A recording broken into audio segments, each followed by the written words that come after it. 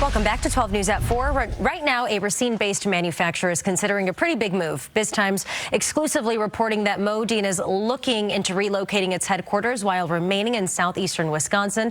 To talk all about this, Andrew Weiland, editor of BizTimes, joins us now. Okay, so what's the latest on this topic? What are you hearing? Not much more than what you just said. Modine is a big company. Yeah. A long-standing global manufacturer based in Racine, and they've been growing rapidly lately with a lot of business coming to serve the data center development world. And what we have heard is that they are considering a plan to relocate their headquarters.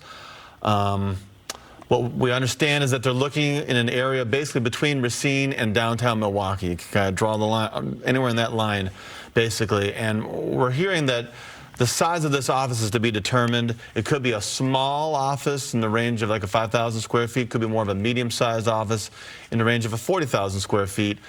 It depends on what their needs are. We understand a lot of their employees have been working remotely since the pandemic, so they have to figure out how much space they really need. Seems clear that they have a huge building in Racine, that they don't need a building anywhere near that big.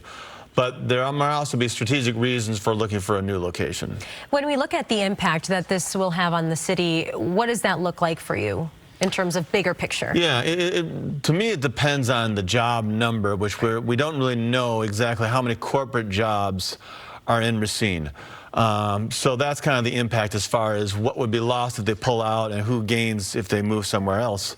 We do know that a subsidiary of Modine was spun off from the company recently and merged with another company in Michigan that's based in Michigan. That company will maintain a presence at the current Modine headquarters, so it's not going to be completely abandoned.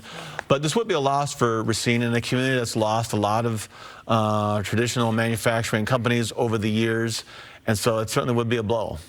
And it's important we mention this, too, because this comes a week after the company secured a multi-billion-dollar deal with the data center. What is the broader impact when it comes down to local companies in the area?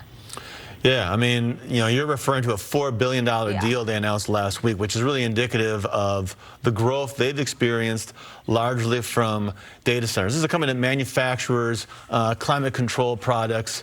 They're making chillers that data centers are using. That's what, you know, their deal with it is with a company that's not named, but it's a data center company.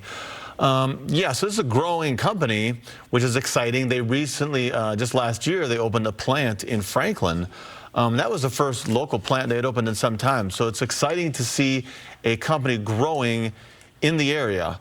But as far as exactly where the headquarters is going to be located, that is going to play out and could be a win for wherever it ends up. And again, depending on how big that headquarters is going to be, and could be a loss for Racine.